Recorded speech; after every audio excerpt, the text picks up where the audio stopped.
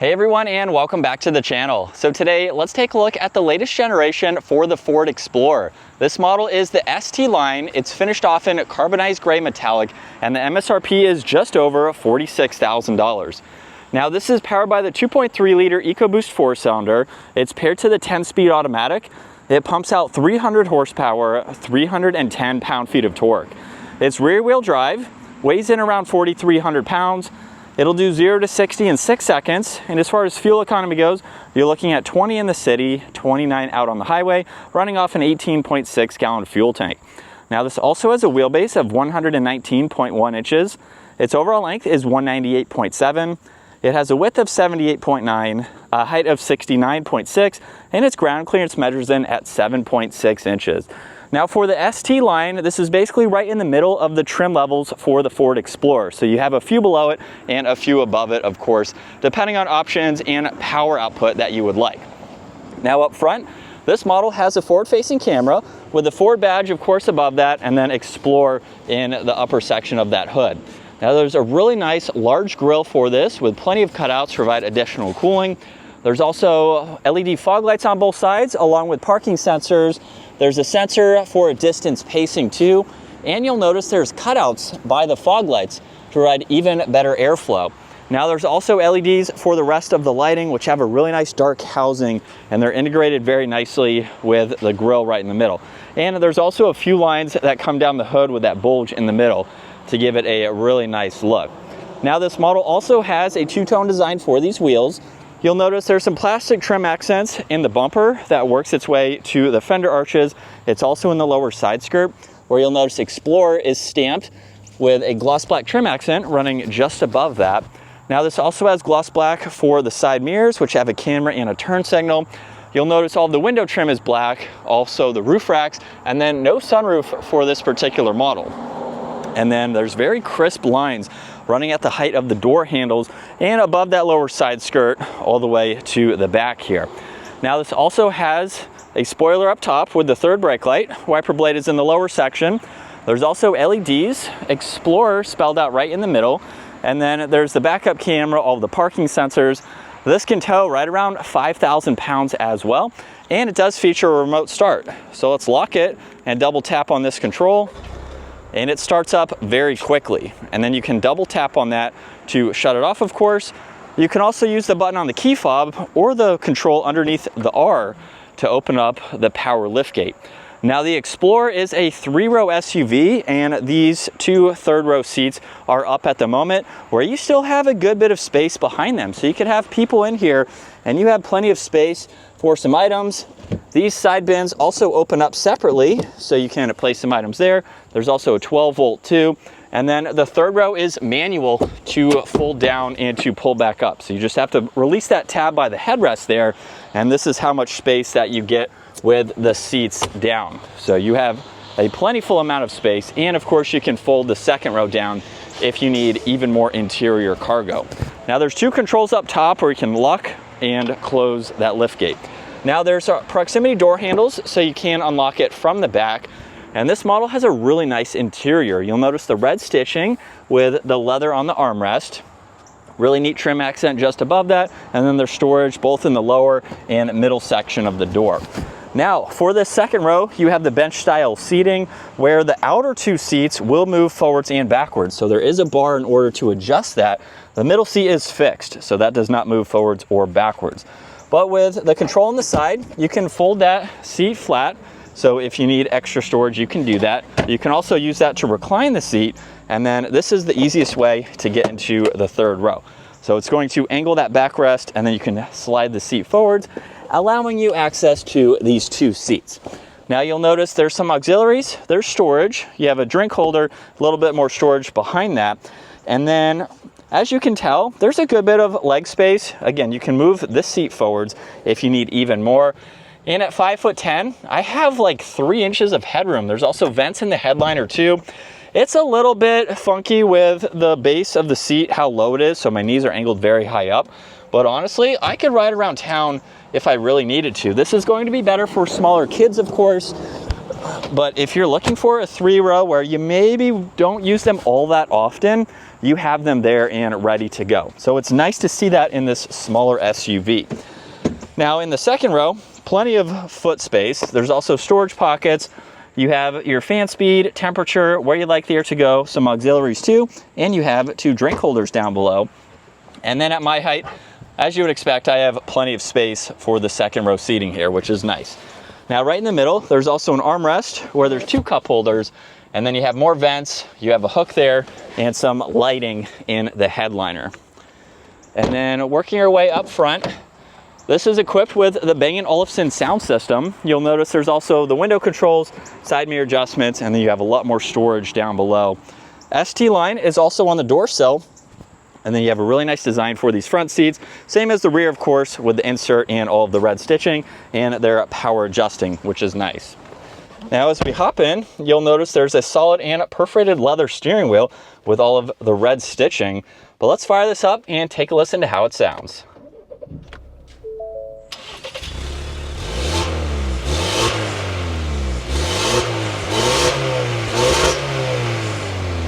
And coming back to the digital gauge cluster, you'll see on the left side, there's the tach, miles per hour is on the right side, along with fuel. And then right in the middle, you can go through quite a lot by using these controls right here. So you have an up and down arrow where you can go through all of this information here. And then if you push on a menu, this is how you can get into your main menu. So my view is what we currently saw, which is configurable. And then you have the rest of this information that you can go through as needed. You have vehicle maintenance, audio, phone. You can even go from miles per hour to kilometers per hour. So you have a little bit of info there that you can scroll through. Now also on this right side, there's your voice commands along with Bluetooth and tuning. On the left side, there's music along with cruise and distance pacing adjustments. Now to the left, there's the power liftgate along with all the headlight and fog light adjustments, a dimmer switch for the gauges. You'll notice 1 air vent. And then with the infotainment system, you have quite a lot that you can go through. So on the home screen, you have this split view. You can also pull up some of these settings here where you do have a liftgate control that you can gain access to. And then there's several apps that you can get into, Apple CarPlay, Android Auto. You have towing that you can look at, even YouTube. You have some other settings there that you can easily adjust. And then the lower section is all fixed. So this is how you can get into your temperatures. This comes with heated seats along with a heated steering wheel. There's fan speed. You have where you'd like the air to go. All of that is laid out very nicely. Now there's air vents underneath that, and then volume for your audio. You have engine start stop. You can also get into the parking chime, so you can turn that on as needed. And there's also a shortcut to the camera system. So you can pull that up even if you are in park, and you can go through your forward angle here. You can even get into the hitch view and back along with the backup camera there. And then you have traction control and the auto hold. Now there's a nice amount of storage just underneath that. And then you'll notice you can open up this compartment where you have hidden storage along with some more auxiliaries. Now there's also 2 cup holders and then the rotary dial to access your gears. So when you put it into reverse, of course, you have that camera system where you have a few different angles depending on what you'd like to see, and the parking sensors are on that right side. And then when you put it into drive and push on that camera control down below, you can gain access to the forward-facing angle in drive. There's also a low-range gear, the e-brake, and you have several drive modes. Those will appear on the gauge cluster here.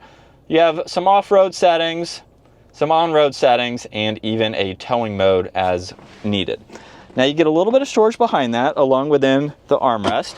There's a locking glove box with plenty of space. Also Explorer spelled out in that trim accent, which is neat. You have your rear view mirror, dome lights, and then a sunglass holder up top. And then here's a look at visibility where it's very easy to see. It's basically a 2-row, but it's a little bit longer and you can easily see over both shoulders. As we set up behind the wheel now for this Explorer, it's been a couple of days, so I have a lot more driving under my belt. City, highway, just experiencing what it's like to daily drive this SUV. So far, I don't really have any complaints. It's been a really nice cruising SUV. very quiet out on the highway. This also features Blue Cruise as well, so you do have to be going a certain speed. It's not going to work on back roads like this, but out on the highway you can activate that where it's Ford's hands-free driving, including merging and turning. You can use the turn signal to merge lanes, which is pretty neat to see. So you have some tech features like that, even in this basically middle of the line trim level for the Explorer. Now, as far as the driver's seat here goes, it's pretty comfortable. At 5'10", I have a lot of space. Now, there's no sunroof for this particular model, so you get a little bit of extra headspace. You can get a sunroof in some of the other trim levels, just depending on what you were looking for and, of course, your budget. But this is pretty nice. The one complaint I do have, and this isn't just with Ford, this is with some other brands that are going away from the physical buttons. The lower section of the screen there, it's easy to use, but it's a little complicated versus having the dial. So hopefully the auto manufacturers see that people like the physical controls and will slowly start to go back to that. It's nice that they're fixed there, but there's a couple steps you have to go through. Even with the temperature dial, you have to activate either warmer or colder before you can swipe up and then actually scroll on it if you want to go from really hot to really cold. So things like that, it's a little bit of another step to do, but it's not hard to get used to if you like the setup for this technology. But other than that, it's been really nice. You have a lot of interior space as well, especially with all the seats down. And then in sport mode here, we don't have the ST, which gives it another 100 horsepower or so, but this seems pretty adequate for this type of vehicle. So for this engine, it's really not bad for the style. You may not be towing a lot with this either, so just depending on what you're doing with your SUV, but I do like the fact that this Explorer has that third row. That's not new, I have seen that before. My parents actually owned a 95 Explorer and we put in a bench third row aftermarket that faced the rear window. So you have a lot more space, a lot more convenience, of course, with this style here. It is much larger than that model, of course, but that is my experience with the earlier Ford Explorers. Unfortunately now they are a unibody construction, so they're not body on frame like the 95 we had was. So it does drive very smooth, not to say the body on frame is not smooth, but this is going to give you more of that sedan style just in an SUV in terms of the construction and how it's going to drive. Still a nice SUV, of course, nonetheless, and you have a lot of different options that you can go with depending on what you would like. And still in sport mode, here we go. It definitely packs a punch for this engine, so we can easily get up, merge. I have no complaints with the power that this model has. So this is what it's like to be behind the wheel for the latest generation Ford Explorer.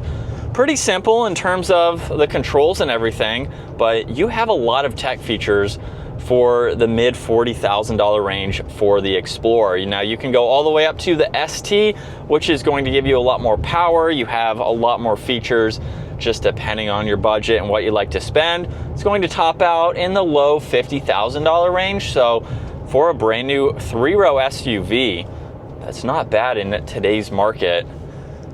With a lot, there's larger 3-row SUVs, of course, but this is definitely something to use a couple times with that third row, unless you have some small kids.